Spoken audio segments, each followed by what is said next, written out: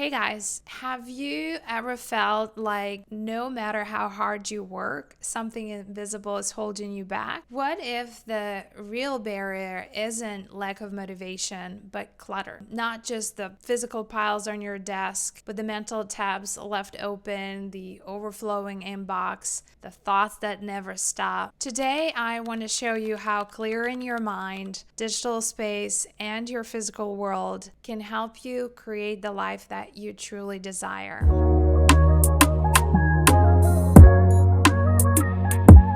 Hi everyone, welcome back to my channel. If you're new here, welcome. My name is Nellya Schumpert. I am a certified health and wellness coach and CBT counselor. I am also founder of Rituals. After years in corporate marketing and my own healing journey, decluttering isn't just about reorganizing things. For me, it's a ritual of self-respect. We all have endless to-do lists every single day, and I know that when my mind is messy, it's really hard for me to get organized and stay productive for the day. And equally so, if my physical space is messy and my digital space is messy, that is also affecting my mental well-being and my mental capacity.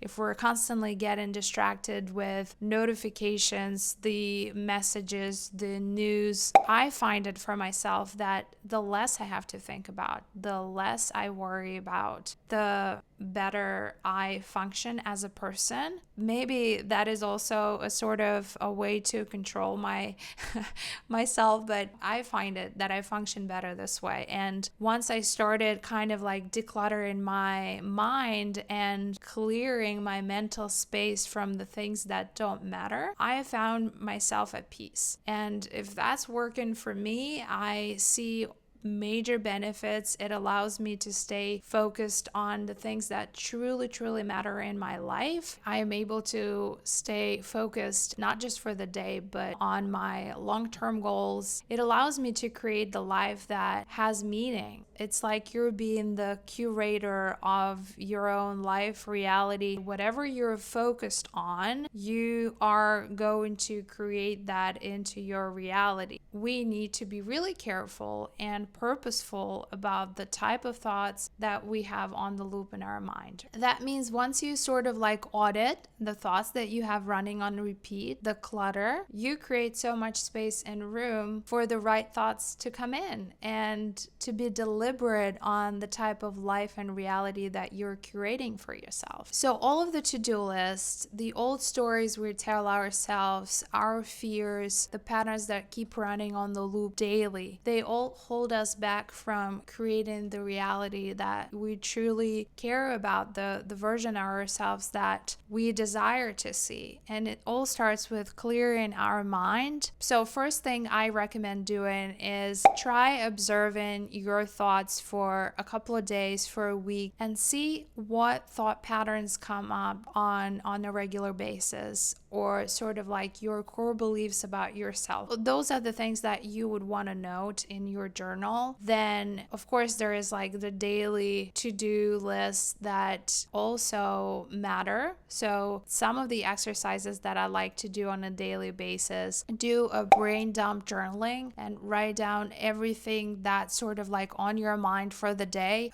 your worries, things that you need to do, and try to create a list with 3 top things that you would love to accomplish for today, and try focusing on those things only. The less you have to do, the better. And I know sometimes it's impossible to say like, oh, I have a million things to do on my list, but if you write all of them down, are you able to identify the 3 things that really matter and need your attention today, and sort of focus all of your attention on completing those tasks? The first thing that you can do is actually trying to focus on doing less, and that is going to bring more peace into your reality and in your mind. It's going to create space for creativity. It's going to create space for reflection, and it's going to create that room where you can start creating and designing the life that you truly desire. it needs to be done with intention. It needs to be deliberate. The most successful people, they are being very intentional about their focus, their time, and that starts with their thoughts. It's crazy to think how much we live in the digital world today where we're constantly on our phones. We're watching a show, we are on our phones at the same time scrolling. All of this information is coming at us from different angles. We're in a meeting, we receive notifications, and we're multitasking. And we're not truly focusing on one thing, because if you think about it, like once your attention is spread so thin, how are you able to accomplish anything? When it comes to digital world, what I've done for myself, first of all, I've gone through my phone and I have removed all of the apps that I no longer use. And so I only see on my home screen, I only see the apps that I use on a daily basis, absolutely. And everything else needs to go because I don't want to see it. I don't get any notifications from social media, even though I know, for instance, I don't have to answer immediately, even if I see the notification. But the feeling, the urge that I sense, I don't like it. I just feel like it is disruptive to my own peace. So therefore, I just know that if something important like the world is ending, that's okay if I'm a little bit late. But who knows, maybe at that point it will not be even important, right?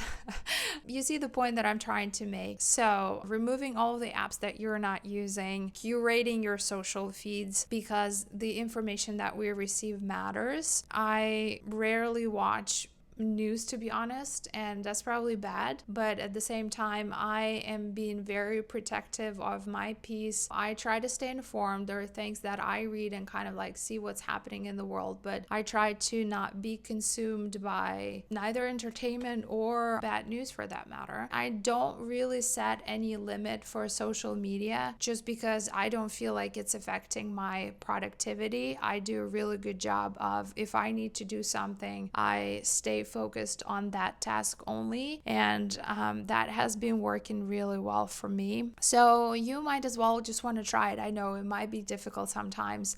I fall into that trap too, like you need to check something, you go on social media to read one of your messages, you end up scrolling and you're like, why am I doing this? I didn't come here for this. So just being mindful of that and being aware is half the work already. I think whatever that means for you, try to eliminate all of the different ways you get digital stimulation and reevaluating how it's affecting you, what changes that you would like to make, and curate your own experience in the digital world. So essentially, we want to create an environment, whether that's your digital or physical space, where you feel more space to breathe, more space to create, reflect. We're trying to create an environment that inspires you, that uplifts you, rather than an environment that depletes you, drains you, and makes you feel anxious all the time because you feel the pressure to respond,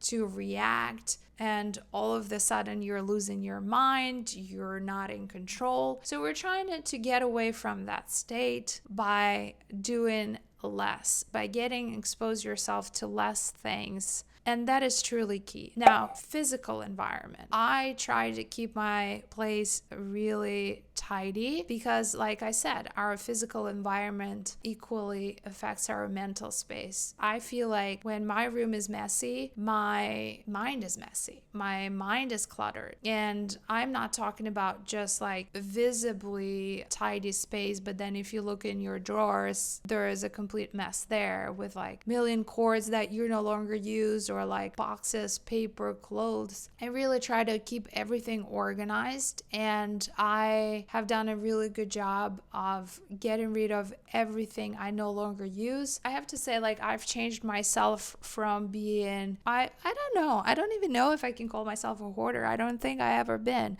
But at the same time, I have definitely gotten better over the years with like being more minimal and simplistic in my lifestyle, curating a capsule wardrobe. I love a minimal lifestyle and aesthetic that is kind of like a common thread throughout my physical and digital space. Like I said, I don't think we need that many things as we think we do. Going through your physical space and getting rid of the things that you no longer use. There are people who may find those things helpful. So giving things away, donating clothes you no longer use, leaving only the things that you really, really use on a daily basis. That entire process in itself is very therapeutic. You know how they also say when you let go of the relationships that are no longer working, you are creating room and space for the right person to come into your life. It's the same concept here. When we start being intentional and deliberate about our space, how much it affects our focus, our mental well-being, and overall wellness. We start being more deliberate about it and more thoughtful of the things that surround us. It's creating a boundary and being more thoughtful as how can I intentionally create an environment for myself where I am thriving, where I am calm, and I will protect that space at all costs. Who has access to my life? Who has access to my energy? Those are the questions that we need to start asking ourselves. When you clear your mind, your physical and digital spaces, you reclaim three most important things: time, energy, and clarity. To me, those are the ingredients for any dream, whether that's your next career move, your overall mental well-being and physical well-being, a relationship, a healthier body. You don't need to go crazy and change your life overnight. I am inviting you to start choosing yourself and curating your space like it truly matters. And you can start small, choose one thing. You can start with clearing your phone. You can take a break from social media. You can revise your old thought patterns and try to understand how they are affecting your life today. Leave in the comments which one you're gonna start tackling first. If you found this video helpful, please leave a comment, and subscribe for more rituals like this. You can also follow me on Instagram and TikTok at Rituals. I also have some healing resources on my website. You can find the links in bio. Thanks so much for watching today's video. I am really excited. Fall is just a great way to sort of